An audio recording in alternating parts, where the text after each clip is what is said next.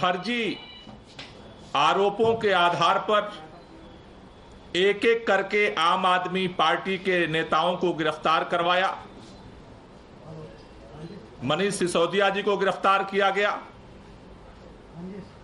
संजय सिंह जी को गिरफ्तार किया गया, सत्येंद्र जैन जी को गिरफ्तार किया गया और अब दिल्ली के मुख्यमंत्री अरविंद केजरीवाल जी को भी तिहाड़ जेल गिरफ्तार करके भेज दिया गया। लेकिन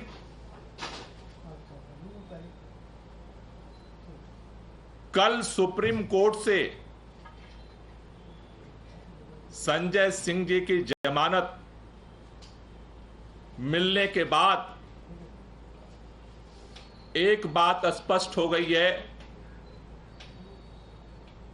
कि जो बात बार बार कही जा रही थी कि बिना किसी सबूत के, बिना किसी प्रमाण के, डरा करके, धमका करके, दबाव बना करके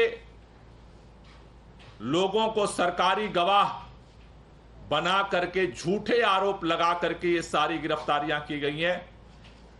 कल सुप्रीम कोर्ट में ये सारा सच सामने आया है। ये भारतीय जनता पार्टी की षड्यंत्र और तानाशाही की सबसे बड़ी हार है। कल उनके सभी साजिशकर्ताओं को मुंह की खानी पड़ी है। 6 महीने से आपने बार बार सुना होगा अरविंद केजरीवाल जी को गिरफ्तार क्यों किया। भारतीय जनता पार्टी के सारे नेता एक ही बात दोहराते हैं, 9-9 सम्मन भेजा, 9-9 सम्मन भेजा, 9-9 सम्मन भेजा, और अरविंद केजरीवाल पूछताछ के लिए नहीं आए, इसलिए उनको गिरफ्तार कर लिया गया। कल कोर्ट के सामने यह बात आई, संजय सिंह को एक भी सम्मन नहीं भेजा गया। अचानक बिना सम्मन भेजे ईडी संजय सिंह जी के घर में घुसी और 5-6 घंटे बाद उठा करके लेके चली गई। 6 महीने जेल में रखा और निकला क्या? कोई सबूत नहीं, कोई मनी ट्रेल नहीं, 6 महीने में कुछ भी नहीं मिला। कल ईडी के सामने बोलने के लिए, ईडी कोर्ट के सामने ईडी को बोलने के लिए कुछ भी नहीं बचा था। यह है इस पूरे केस की सच्चाई। और इसी तरह से षड्यंत्र करके हमारे सभी नेताओं को, और इसी तरह के षड्यंत्र करके दिल्ली के मुख्यमंत्री को भी बिना एफआईआर, बिना किसी आरोपी के आप मुख्यमंत्री को उठा करके आपने जेल में बंद कर दिया। लेकिन सुप्रीम कोर्ट के अंदर कल संजय सिंह जी की जो जमानत मिली है, उसने भारतीय जनता पार्टी के इस सारे षड्यंत्र का पर्दाफाश किया है और ये एक बहुत बड़ी भारतीय जनता पार्टी को हार मिली है, उनके षड्यंत्रकारियों को एक हार मिली है।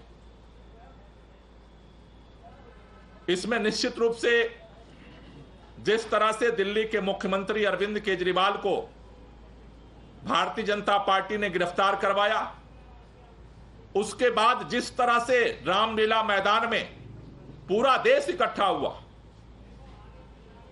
दिल्ली के लोग इकट्ठे हुए, पूरे देश में इसके खिलाफ आवाज उठ रही है।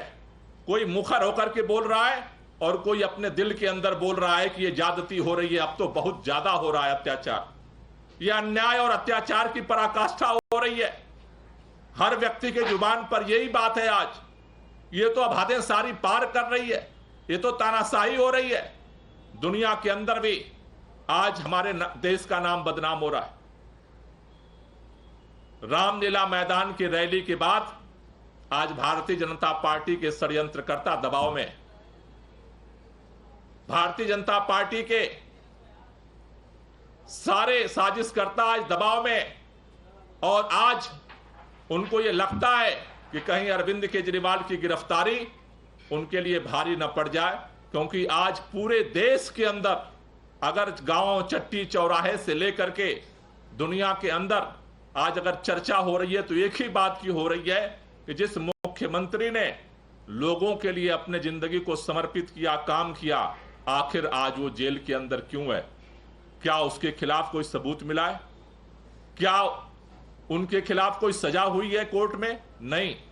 निराधार, जिस तरह से संजय सिंह को निराधार केवल आरोपों के आधार पर तिहाड़ जेल में 6 महीने बंद रखा गया, उसी तरह से आज दिल्ली के मुख्यमंत्री को भी केवल आरोपों के, और आरोप लगाने वाला कौन है?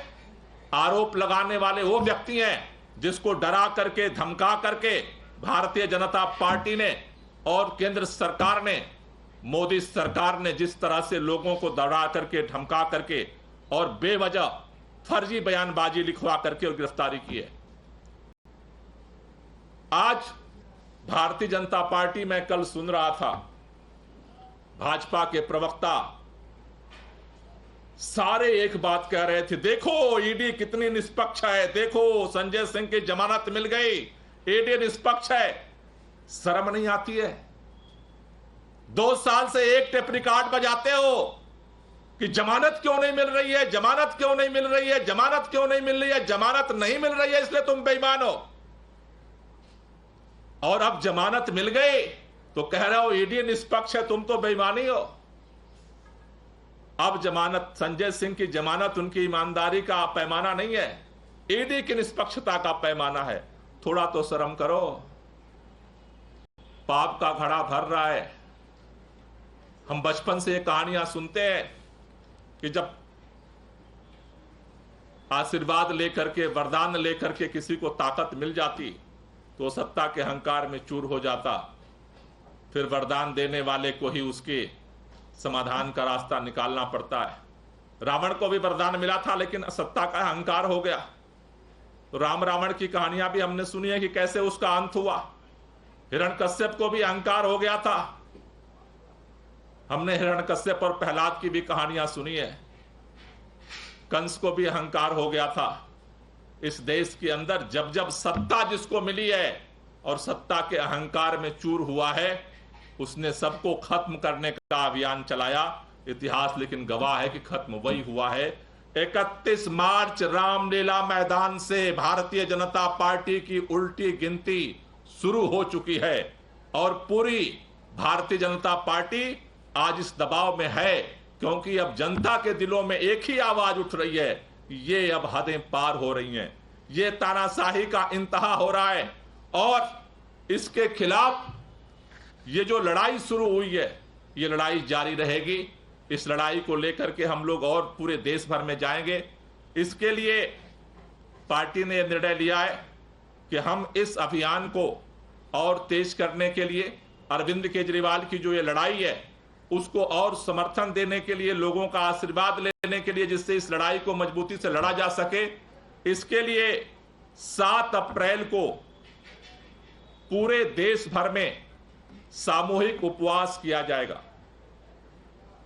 7 अप्रैल को जो लोग भी अरविंद केजरीवाल जी की गिरफ्तारी के खिलाफ हैं, जो लोग भी इस देश के संविधान को बचाना चाहते हैं, जो लोग भी इस देश में लोकतंत्र को बचाना चाहते हैं, जो लोग इस देश के अंदर जो ये अत्याचार और अन्याय हो रहा है उसको रोकना चाहते हैं, जो लोग इस देश से मोहब्बत करते हैं, उन सभी लोगों से ओपन कॉल है कि आप अगर अपने घर पे चाहें, आप अपने घर पे सामूहिक उपवास कर सकते हैं। अगर अपने गांव में चाहें, अपने गांव में सामूहिक उपवास कर सकते हैं। अपने मोहल्ले में चाहें, अपने मोहल्ले में सामूहिक उपवास कर सकते हैं। अपने ब्लॉक मुख्यालय पर अगर करना चाहते हैं, अपने ब्लॉक मुख्यालय पर आप अपना उपवास कर सकते हैं।